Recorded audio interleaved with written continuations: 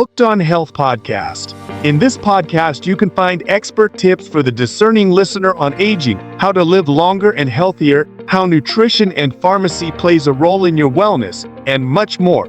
This is Hooked on Health with Dr. Sean Lordan. Well, hello and welcome to the Hooked on Health podcast. I am your host, Dr. Sean Lordan. Today, I'm here with Jeff Meyer, right, of Alpha Flow Athletics, and we'll just, Jeff, let you take from here and tell us a little bit about yourself and what you do. Sure. So I was a basketball coach for about 30 years. I coached at different high schools and then at University of Northern Colorado and at Colorado State University. And I got my degree, my bachelor's degree is in social psychological kinesiology. And then I got my master's degree in pedagogy with an emphasis in sports psychology. Well, about 11 years ago, when I was coaching, I really realized it's like, man, these kids are so physically gifted. But if they break down mentally, it doesn't matter how gifted you are, you know. And so 10 years ago, with the blessing of my wonderful wife, I quit a job and started this company called Alpha Flow Athletics. And basically what I do is I train elite athletes on the mental side of what they do. I just realized at the time that it's like, man, if you don't, if mentally you're not handling it, it doesn't matter how gifted you are physically, And it kind of started back when I was in high school. I remember we were playing, I played basketball in high school. We were playing a team that was, 6 miles away. So it was a big time, game. And long story short, I got fouled with 4 seconds left on the clock. And I got up to the line. I could really shoot. I got up to the line, hit the first one. Then the opposing coach called the timeout. And we went to the bench. And my coach says, okay, when Jeff makes this is what we're going to do. And then he said, if he misses this, now the only word I heard was miss. And so I counted, it was 38 steps to walk back from the bench to the foul line. And man, everything just attacked me then. It was crazy because I could really shoot. I had a pretty good shot. So I was confident on the first one, wasn't thinking about it. And then when I was walking back out, I realized that all this is like this cute girl in the stands. It's like if I choke in front of her, like my team, my coach, all the fans, it was a sold out crowd. So, and I just remember getting up to the foul line. There's this thing that when I work with athletes, they're called ANTs, automatic negative thoughts. And they hit you at the worst time. And it's not just athletes, it's anybody preparing for something big. But I remember getting up to the foul line and just as I was holding the ball, I felt my hand go like that. I mean, it completely took over my body. Luckily, I hit the rim. I missed the shot, but at least I hit the rim. But we ended up losing by a point. And that really started the whole, probably the last 40 years. Just that from there, I realized it's like, man, nobody had ever trained me for that. I had never gone through anything like that before. And come to find out, everybody deals with it at some time, but most people don't know how to deal with it. And so it's kind of why I started my company. And that's a little taste of what I do. Yeah, I mean, that's incredible. The mental game, I can speak as a golfer is, very challenging as a golfer. And, I'd love to get into kind of some of those strategies that you use. But first, what is the core mission of Alpha Flow Athletics? Well, if you really look at it, I just want I want athletes to realize that the mental game has to be trained like a skill development or like lifting weights. And that's probably the hardest part that I have to deal with, because athletes, they'll come in, they're struggling with something, and we kind of get them on the right path, and then they go back, right? They don't keep training. And so that's one thing. But I think one thing is just having athletes understand that if the mind and the body work together, that's peak performance. I mean, that's and I've studied a lot about flow and flow state, how to get in it and things like that. And flow state is, simply put, when you perform your best and you feel your best. And you as a doctor, anybody can get into flow. It's not an athlete. I've worked with a heart surgeon before. I mean, it's crazy, government agencies, things like that, that I never thought. I thought I was just going to be, working with athletes. But getting into flow, I think, and it makes your life fuller. You enjoy your job or whatever you're doing more. So that's kind of where I'm at, getting into those, having athletes and other people get into those flow states where they perform their best and they feel their best. Now, what are some of the strategies that some of the beginner strategies that you would share, with my audience, to, either qualities that they have and that they can train, but maybe 2 or 3 strategies they can use to kind of get on the right path to be able to get into a flow state? Yeah, and so I don't know. Do you know Stephen Kotler? Have you heard of Stephen Kotler? I haven't. He's kind of the flow godfather right now. Before him, there was a guy. He was a professor at the University of Chicago. His name was Mihai Csikszentmihalyi, he's Hungarian, but he had the biggest study. He's written several books on flow. But one thing that they have found out, that it's really trainable. You can open up, certain things that can get you into this state quicker. And one of the things that I, probably could start with your audience is, it's not like an on and off switch. It goes through phases. And the first phase that I try to teach athletes is struggle. And the thing that's hard is that most people back away from that. It's not something they want to do, and it can be physical struggle, emotional struggle, mental struggle. It doesn't have to be just always grinding, gritting it out. But I just wrote a book, and I finally, within my book, I was doing a little bit talking about it. But one of the things that when I was doing the research for my book, I really realized, it's like, wow, we're raising a generation of kids now that, man, being able to focus with our phones is brutal. I mean, it is, and they've got really smart guys trying to figure out ways to keep us on there. And if you're in that first phase of struggle, but you can't focus, then you're distracted and you don't no longer struggle. So you have to stay in that struggle phase a little bit, and the next phase is just, it's release is what it does.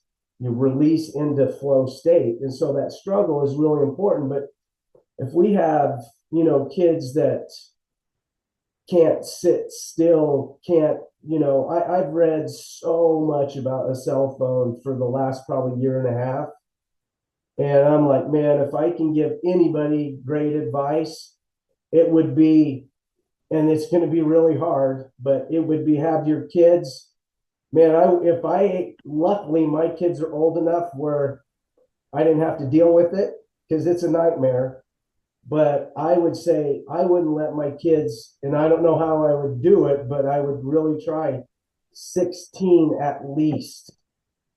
16. I read a little study where a neuroscientist did his own little study, and he said, if a sixth grader uses his phone or her phone right now like they do, and they kept that pace, by the time they're 35, they will have spent almost 9 years of their life on the phone. And Incredible. And when you tie that back to focus, right? So they've got a struggle, right? And maybe part of the struggle is just getting attention to what, the task at hand is, shooting a basketball. I'd love to hear like a sports analogy of somebody, Jeff, that you were able to kind of bring through each of the phases. Yeah. So, I have, and that's been one of the coolest things about my job is when you see the mental piece starting to click together, then you see things really happening. One example, I had a really good swimmer that I was working with, and she just felt like she couldn't go any faster. It's just like she had reached certain times and PR'd, and it's like, so we really started training the mental piece and being it with this struggle phase. One of the things that I was trying to teach her is like, look, the race doesn't start until you start feeling that pain, because everybody feels good at first. It's like, now how do you deal with the pain?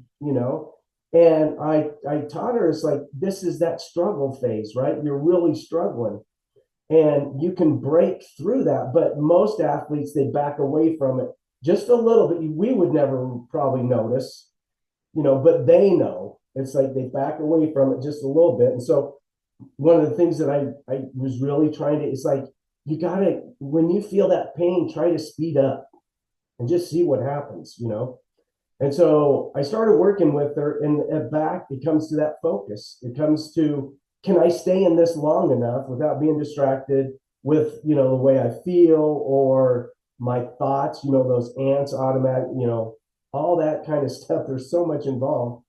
But what are some of the other distractions that kind of happen other than the ants? I like that acronym. Yeah. So, our self-talk is huge. We kind of listen to it and then we start repeating it ourselves. And that also, is huge. Other distraction, internal, but then there's external. It could be like when I was shooting my foul shot, I saw that cute girl. That was a huge distraction, right? So the internal and external, those are, some of the things. And then just, I think, when you're looking at distant type sports, being able to deal with pain in a different way, than most people, most swimmers, And anyway, from 1 month, we worked together for 1 month, or I remember getting a text, and she took first place and it dropped 15 seconds on her time. Now she's a distant athlete, but 15 seconds is a lot. And she finally realized, it's like, I've never used my mind to make me better. Yeah, that's incredible. That's incredible.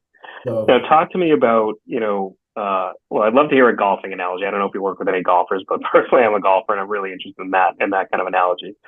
But, I'm also interested in how we can incorporate sort of, the average everyday, human, how they can get to a flow state in their daily lives.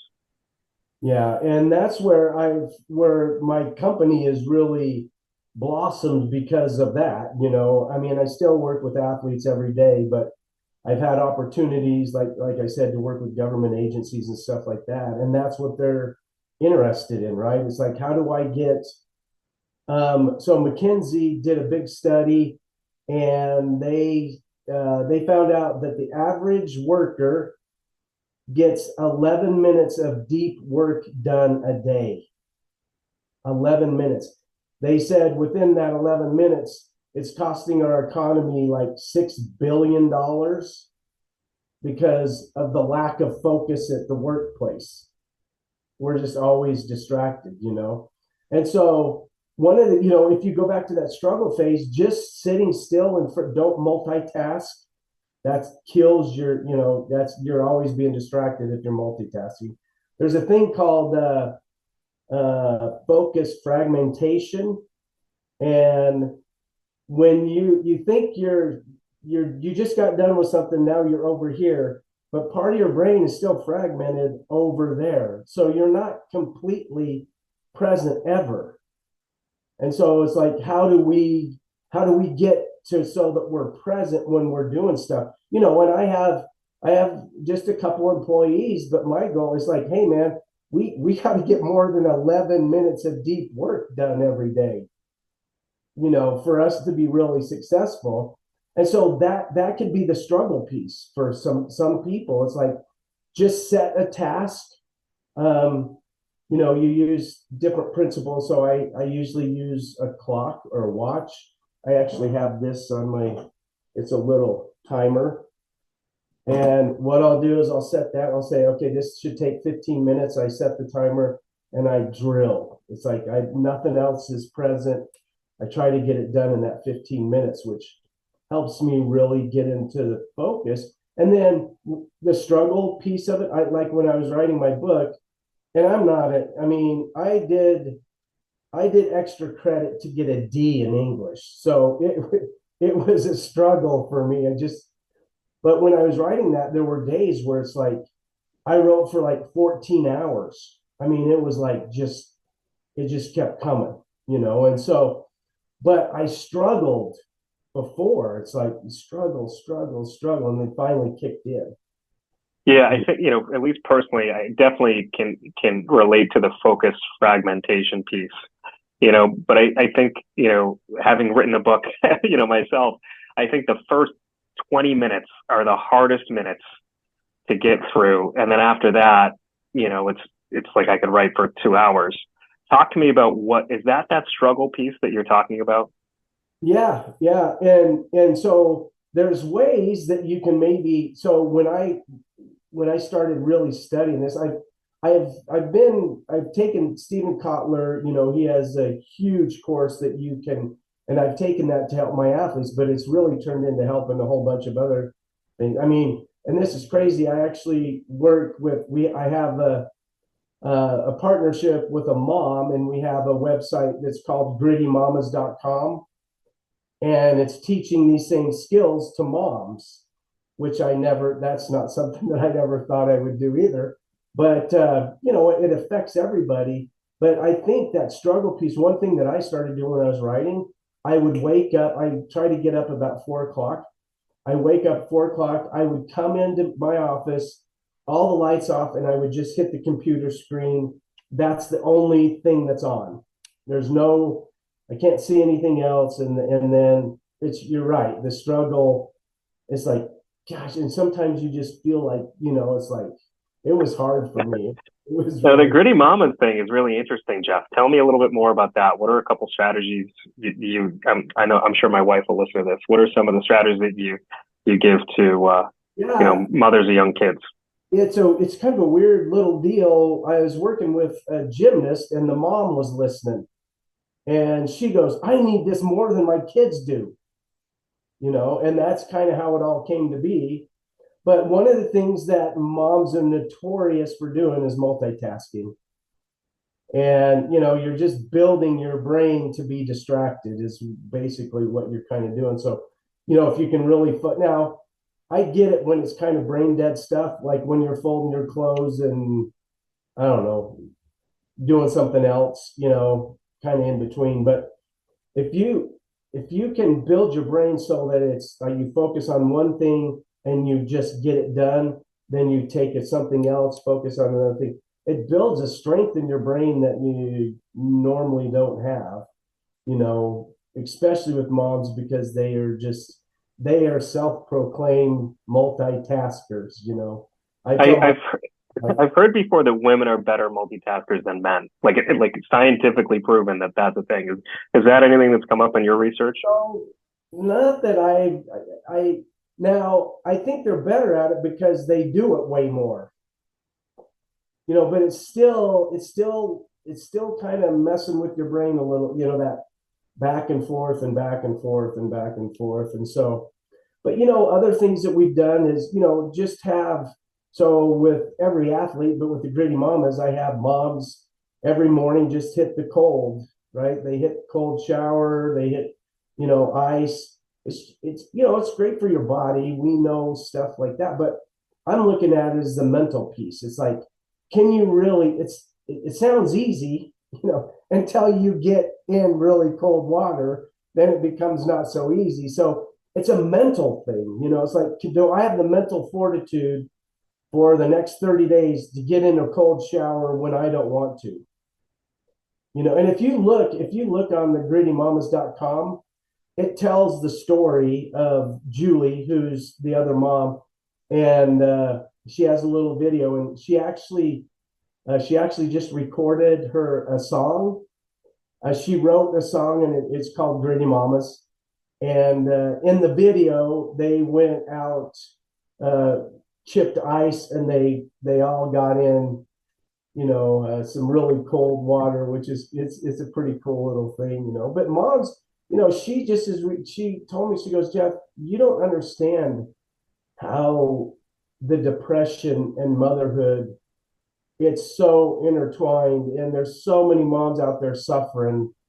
And so that's kind of what we were looking. It's like, maybe we can help them in this way to train the mental piece. And so I just want to dig in on, the cold shower piece, in the morning. And that's, I guess, would be like the first, struggle decision that, Yeah. that somebody, that you would actually make that decision.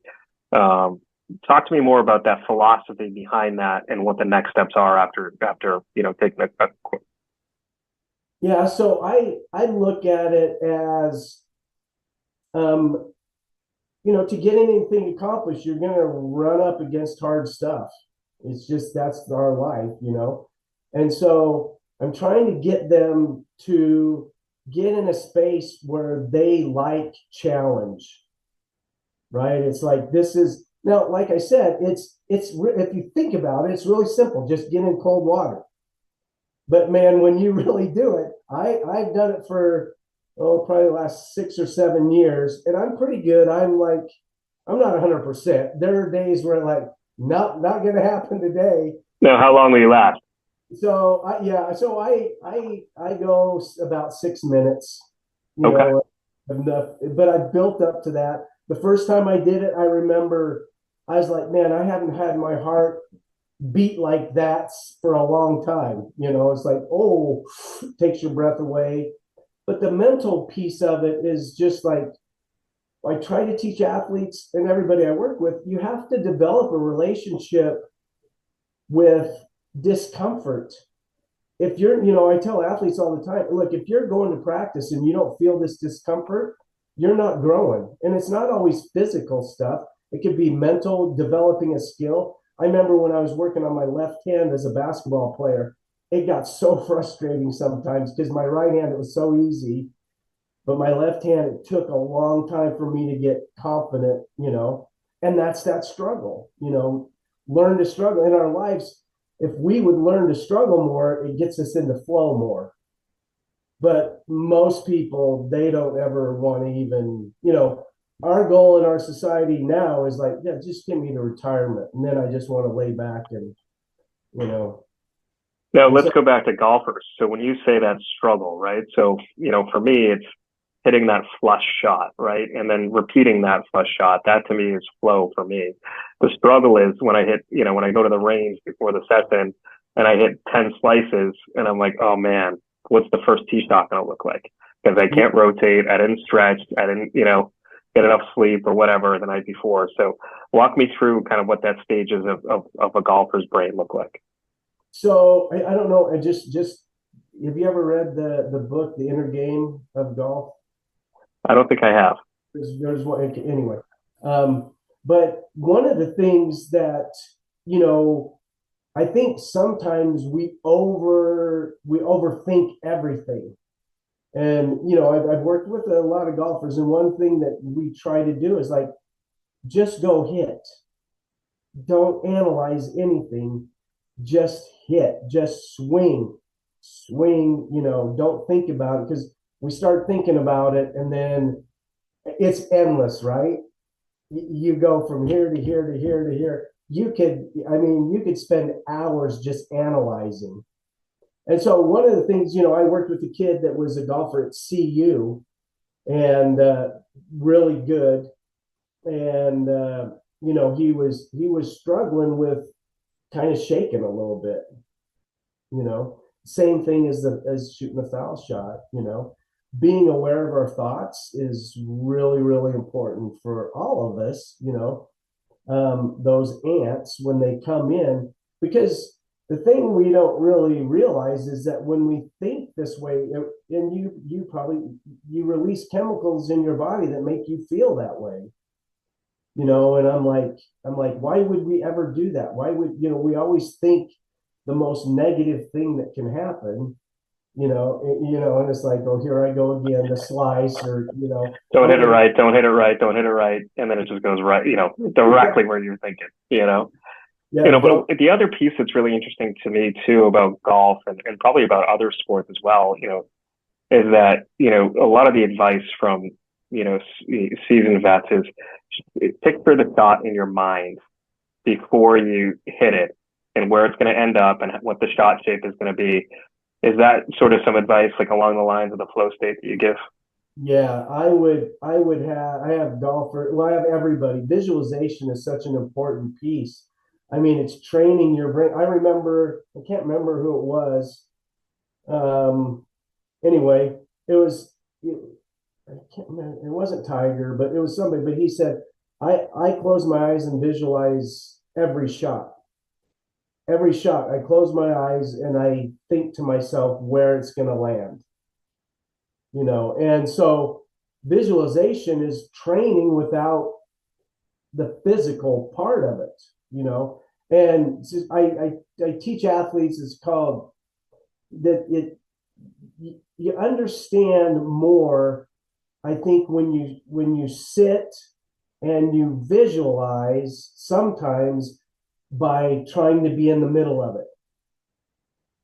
And so, Dr. Sean, if if I would say, what if you, before you went out, and, it's hard, if you're hitting 18, it's hard to figure out how, but there's a really cool story about a bobsledder, and Olympic bobsledder.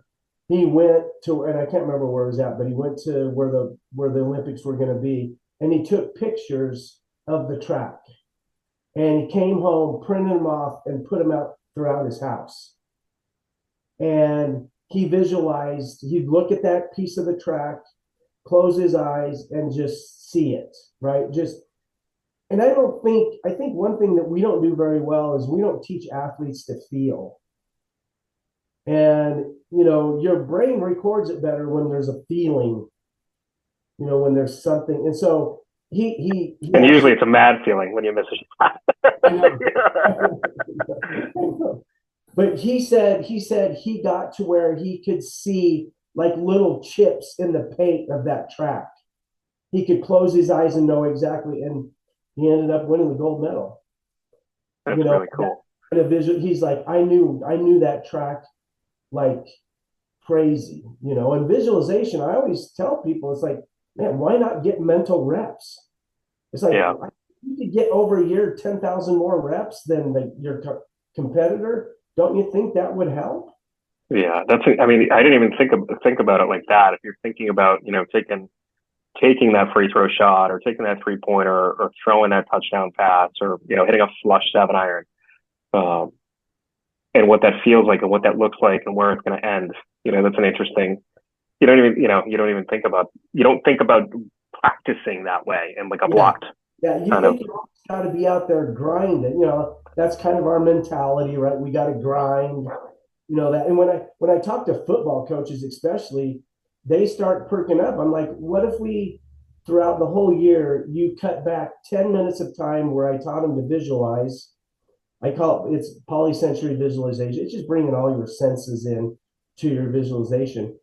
And I said 10, 15 minutes each practice, because it's so funny in sports when we're supposed to perform our very best is at the end of the season. And that's when our body feels the very worst.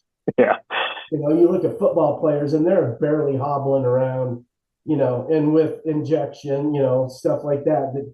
But I look at it and I'm thinking, what if you could take, 200 less hits in a season? Wouldn't that help at the end of the season when they need to perform their very best?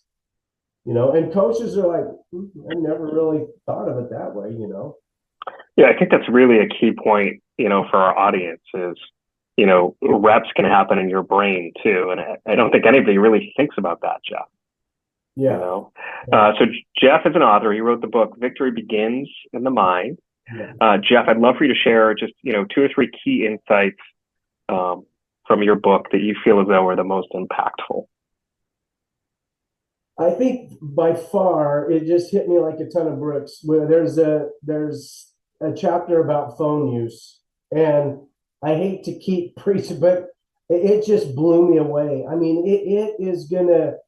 A neuroscientist. I was at a conference and they were talking about, because I was still trying to study for the book, and he says if I was an evil dictator, I'd have everybody staring at their phone because I could guide them anywhere I want them to go. And I thought about that and I was like, man. And so I work with, a lot of youth, and I tell athletes all the time, is the phone stealing your talent? With a lot of kids, it's going to be a real struggle to be able just to put your phone down and away. Yeah. So that's one thing I would really, have parents, athletes. It's like, man, and I understand, you're trying to build your brand and, you're trying to do all that stuff, but you have to get to a point where you have power over it instead of, I mean, they said medium type users could touch their cell phone up to 600 times in a day. How are you incredible focused? You're not, and so that's one thing. And then I just think we just don't look, and it's kind of a paradigm shift is what I'm trying to get people to understand. We like the mental reps, right? We just don't look at mental training the same way we would look at physical training, at lifting weights, developing skill. It's like, I tell athletes, all the time, they'll say, I'll have them do something. I said, do you do it this week? And they're like, oh man, I was so busy. I didn't get, and I said, how many times did you lift this week? Oh, they didn't miss a day. So that's where my battle is to begin to say, hey, why don't we train the brain like we would your body, lifting weights? And I think it'll be helpful for our audience, Jeff, if you can kind of send me some of those articles, and I'll link them in the show notes. Okay. Because I know for the the geekier parts of our audience, I'm sure they'll love to read a little bit more about cell phone use and the mental training pieces.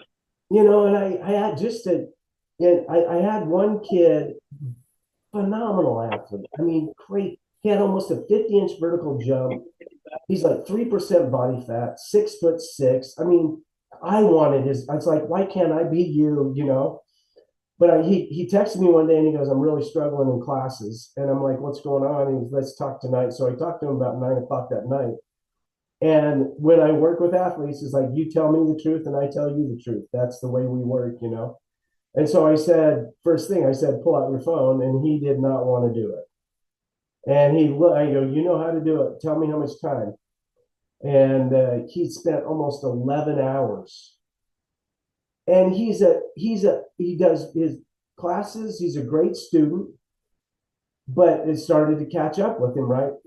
He's going to classes. He didn't miss any classes, training table, study, all that stuff, workouts, lifting, practice, all that. He still did all that stuff. And I'm like, well, then it's cutting into your sleep for sure, which is, the flip side of you training. You can go work your tail off, but if you're not getting great sleep, it's not really helping it. And so realized this, and he told me this is one thing that really hit me. He goes, I feel numb. That's sad. That's tough. Talk to me a little bit, Jeff, and I'm sure, and if it's not in your book, I'd love to hear your feelings on it. Talk to me about the positive attitude, the visual, the sort of the, I feel like this is all over Instagram, but that visualization piece and the things that you see in your mind coming to fruition. I'd love to, we get like 2 or 3 more minutes, but I'd love to hear your thoughts on that. Okay. Yeah. One of the things, just start off I remember my dad was a coach, and I remember him telling me when I was playing, now he wasn't my coach. He coached on a college level. This was when I was in high school, but he said, Jeff, if you knew the power of your thoughts, you would never think a negative thought again. And that he told me that probably 46 years ago, and it still sticks with me this day. It's like, why would you ever focus on a negative thing when you can think about it in a much positive, better way? And then when we find out those thoughts equal chemicals in our body that make us slower, weaker, mentally not as clear, why would we ever do that? And so I really chasing greatness. You don't do it by looking at all the. Now you have to be realistic. I think you got to know where your weaknesses are at, but you don't want to live in that. You want to be powerful. So we think, I have athletes think of power statements. One lady that I'm working with right now, she's a two-time champion American Ninja Warrior. She was the first one to win it as a mom. And she's like, I can't believe how this has helped me. The way I feed my brain before I go perform. It has just been a game changer because I was always unsure. Now, I don't know if it was, I was trying to pull negative stuff out, but it wasn't strong and positive, and I don't mean Pollyanna like, fluffy stuff. I'm like powerful statements that mean something to you. And she's like, it has changed the way I feel so much before I go perform. That's incredible. What's an example of one of those powerful, positive statements?